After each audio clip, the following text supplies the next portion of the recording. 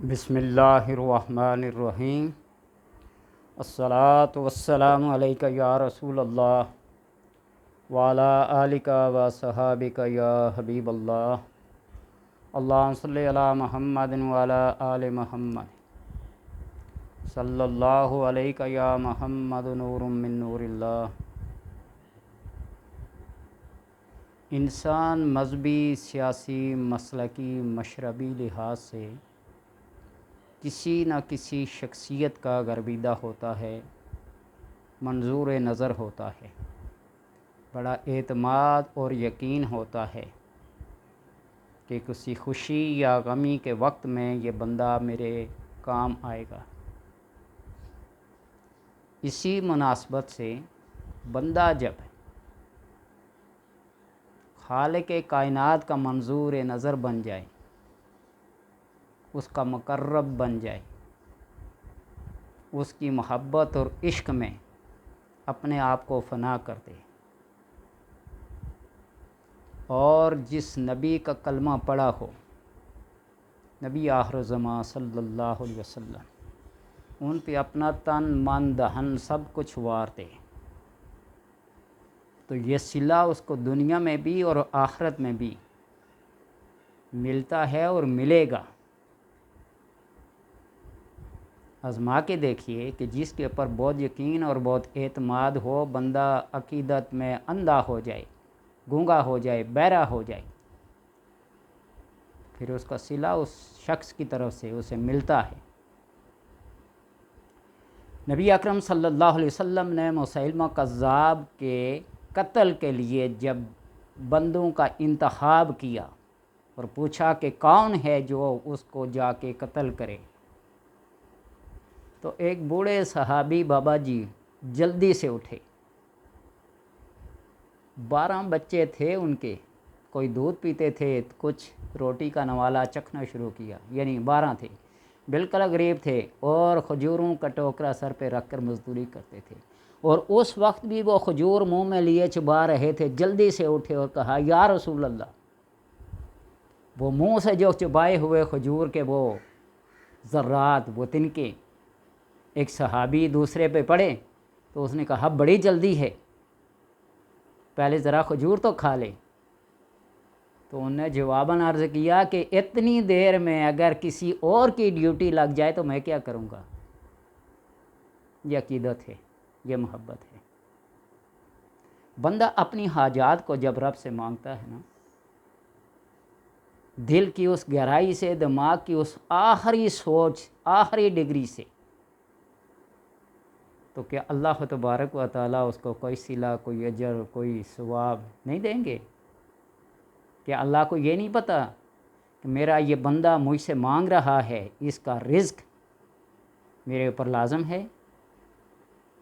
فرضیت یا واجبیت نہیں کہہ سکتے، اللہ کے اوپر کوئی چیز فرض نہیں ہے، واجب نہیں ہے۔ وَمَا مِن دَابَّةٍ فِي الْأَرْضِ إِلَّا عَلَى اللَّهِ رِزْقُهَا۔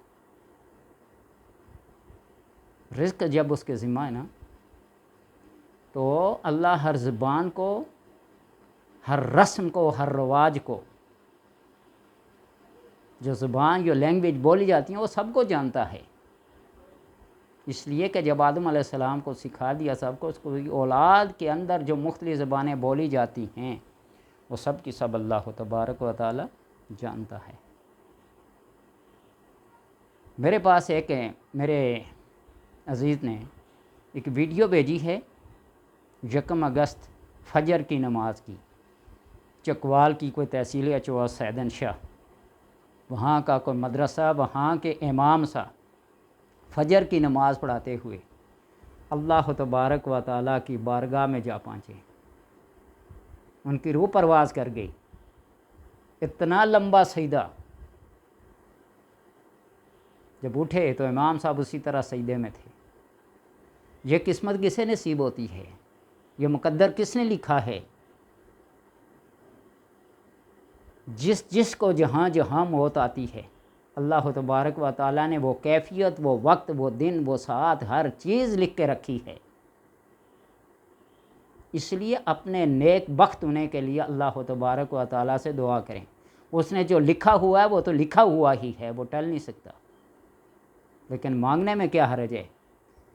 جنت الفردوس ساری جنتوں میں سب سے اعلیٰ جنت ہے، ملے گی کسی نصیب والے کو، لیکن اس کے مانگنے میں کوئی پابندی ہے، کوئی حرج ہے؟ اس کو مانگو، جنت الفردوس کو اللہ سے مانگو، وہ تمہیں عطا کرے، سب کو عطا کرے، مانگتے رہو۔ اس لیے یہ چند الفاظ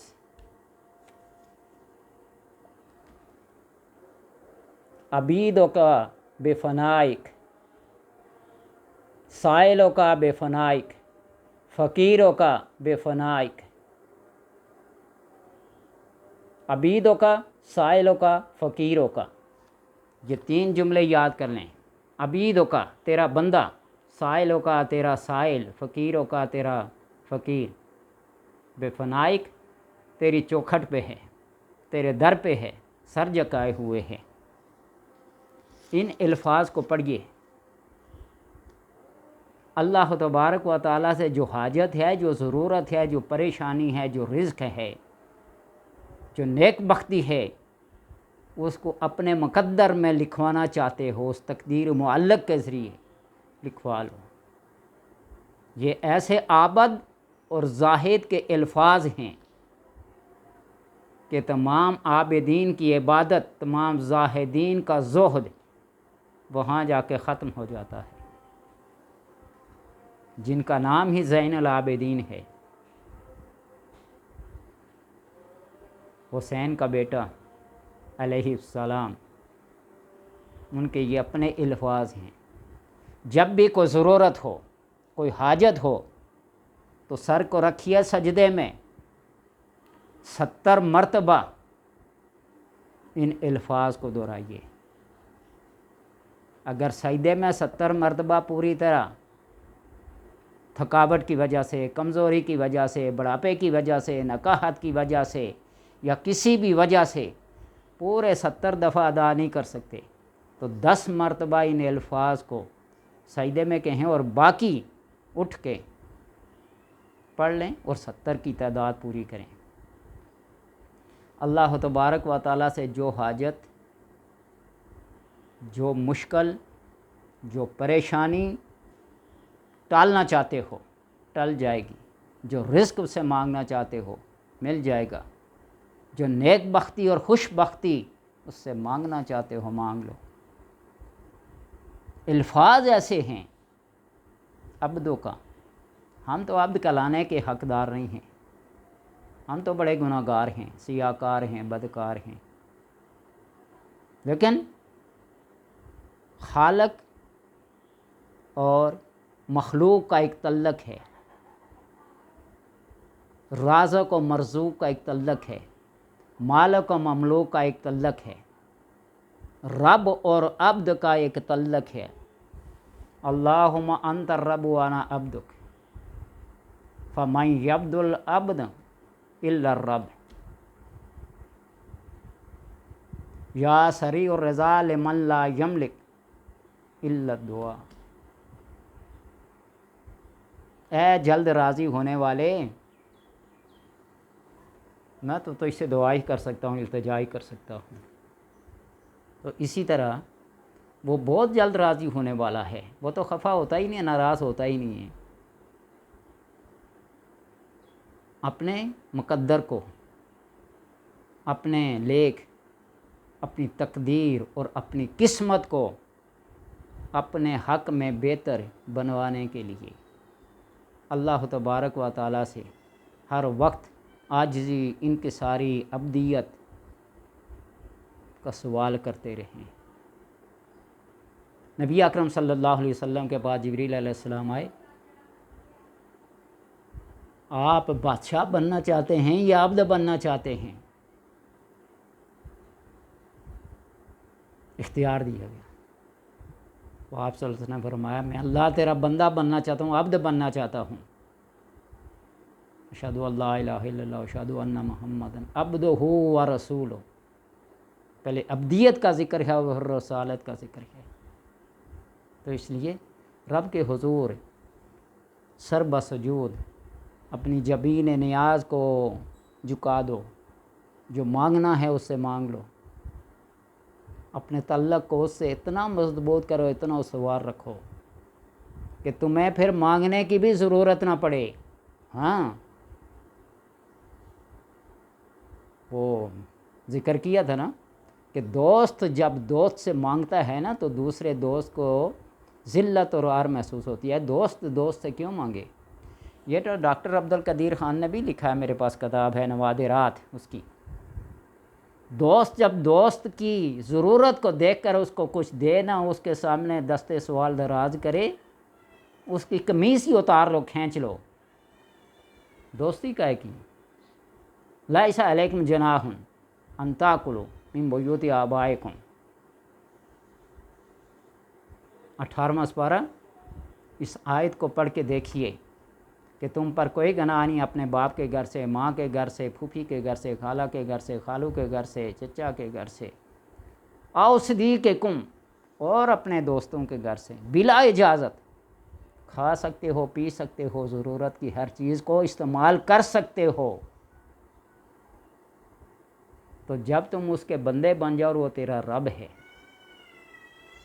مملوک بن جاؤ وہ تیرا مالک ہو، مخلوق بن جاؤ تمہارا خالق ہو۔ مملوک مالک، مخلوق خالق، عبدیت ربوبیت کا ایک تعلق جب جڑتا ہے تو پھر مانگنے کی ضرورت بھی نہیں پیش آتی۔ اور تعلق بنانے کے لیے ایسے الفاظ کا چناؤ کرو جس طرح امام زین العابدین نے آپ کے لیے یہ الفاظ، یہ جملے، عبیدوں کا بے فنائک، سائلوں کا بے فنائک، فقیروں کا بے فنائک، عبیدوں کا، سائلوں کا، فقیروں کا بے فنائک۔